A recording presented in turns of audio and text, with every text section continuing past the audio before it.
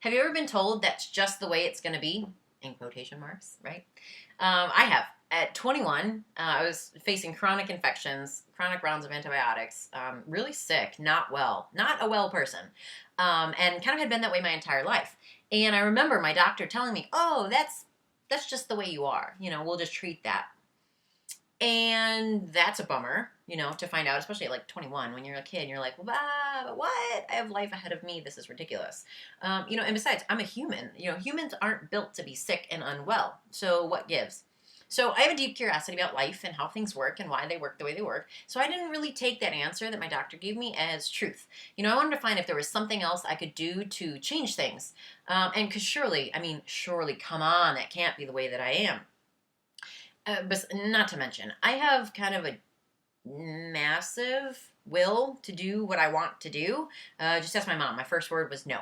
So that gives you any idea.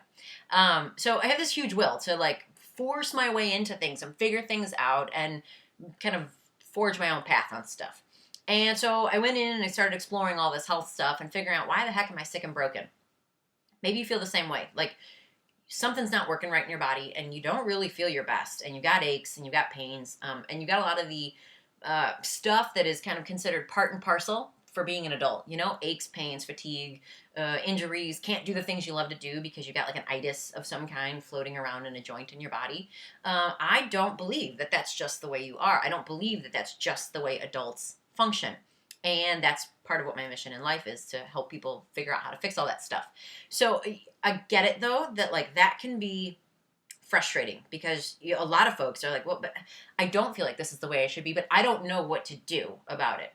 And dude, let me tell you, like I feel you on that. And that's part of why I am where I am with the knowledge I've got now, because I've been in your shoes. I've sat there and gone, I don't know what to do. And I'm not happy with what's happening currently in my body.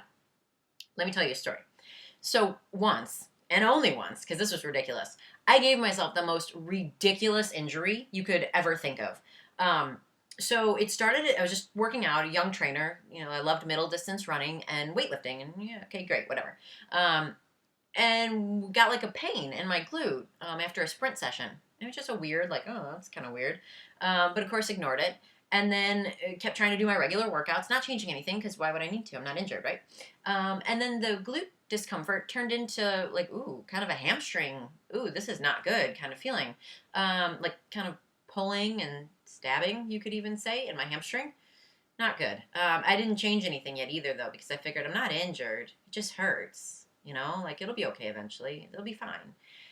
Yes, there's some denial in there. And you might be experiencing the same thing. I know when I meet a lot of my triathletes and endurance athletes, like we have to go through some of this stuff. Like, okay, let's deal with the denial of what's actually going on in our body, that we might actually be injured and might actually need to do something different. But man, doing something different is freaking hard. One, like I'm a trainer. My value is wrapped up in working out. So if I'm injured, how am I supposed to do my job? And how am I supposed to like promote fitness if I can't even do fitness myself? Which is why, kind of in my early 20s like that, when this injury happened, I tried to find things I could keep doing. Here's how it would tend to go. Oh, I feel okay today. Maybe I'll do, I don't know, elliptical or Pilates or some light lifting session that really wasn't that light, but it was less than what I was doing before. And I'd be like, yeah, I think this feels okay. Part of that is endorphins, your body going, yeah, sure, this feels really great. And kind of ignoring what actually is going on in your body. And, fitness for a lot of us is a thing we do socially. It's a thing that makes us feel satisfied. It's a thing that's a break from our workday. We have a lot of good feelings tied up in fitness for most of us, for me especially. And so it's hard to notice what's actually going on in your body when you've got other things that you really, really, really want to still have in your life be tied up in that workout. So I would do a workout and be like, yeah, I feel pretty good. But not really, actually. If I would have like honored what my body was telling me, next day would come around and be like, get out of bed, go, oh man, that's sore. That's sore. It got to a point where I was wearing like braces around my leg, trying to like support and compress like the tissue around my leg. We had no idea what this was yet. We didn't know like why I was hurting, and I wasn't willing to give it enough time off to see what could happen in that period of time. So I'd be like, okay, I'll do a little bit less. Okay, that didn't work. All right, next time I'll try a little bit less still. Okay, that didn't work either. I'm still in pain, and in fact, it's getting worse. Got to a point where I needed to just not do anything. Like I was seriously injured. Maybe you're not seriously injured, but you have some aches and pains. So you might not need to totally stop what you're doing, but you just might need to change, focus on one piece of your fitness pie instead of another piece of your fitness pie. But when you're injured and you need to acknowledge that and make a serious change about what you're doing. So that was me. Okay, I was like, okay, oh God, we're injured. We need to do something different. And thankfully, a vacation was showing up right at that time. So it took me out of my normal gym element, made it a lot easier to just go, all right, I'm going to step back completely on this. No cardio at all, no real weightlifting at all. You're just going to chill out, maybe sit and do some yoga. That's about it. And was okay with it, but only because I was going on vacation, so it was time to kind of decompress and relax anyways. Go on vacation and feel pretty good most of the week. Walking on the beach feels okay.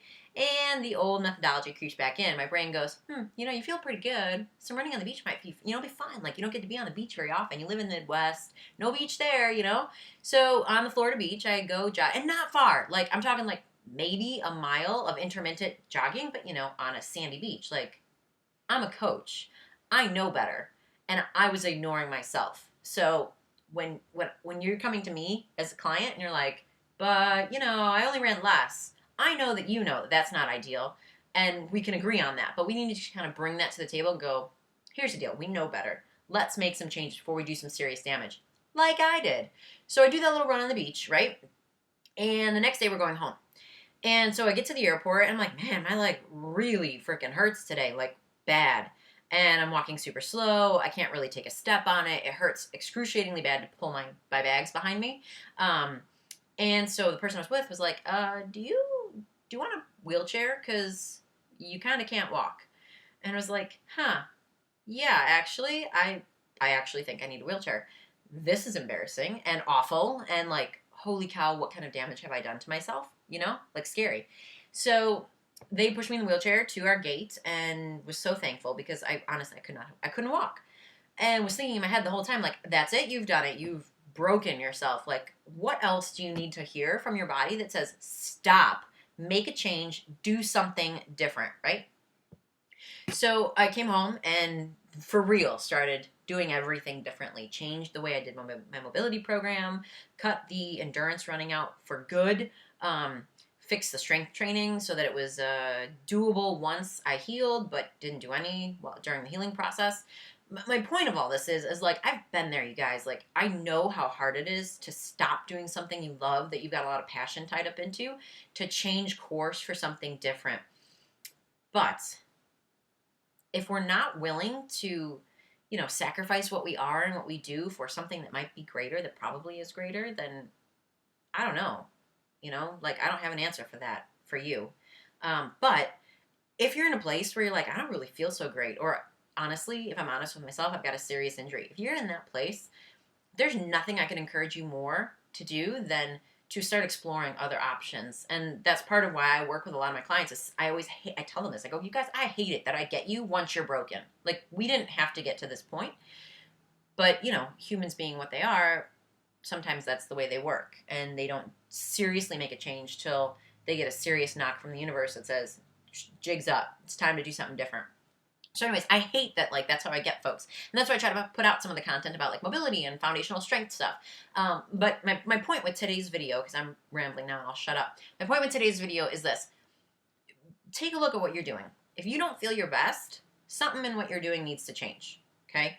There's a ton of stuff that we can do to feel really good. You shouldn't have to walk around as an adult feeling achy and having pains and itis injuries and going to physical therapy every couple of years because you throw your back out. That's not just the way you are. That's not just the way a human functions. And I just want you to know that, and know that I've been where you're at, and the grass over here, it really is greener, but not because it's on the other side of the fence. It's because I've taken the walk and found the greener pasture, and you can do the same. So anyways, that's my story. If you have any questions, ping me on all the social media things. Or if you want to share your story with me, would love to hear it, of course, and help you if I can. So this is Kate signing out. Have a great day.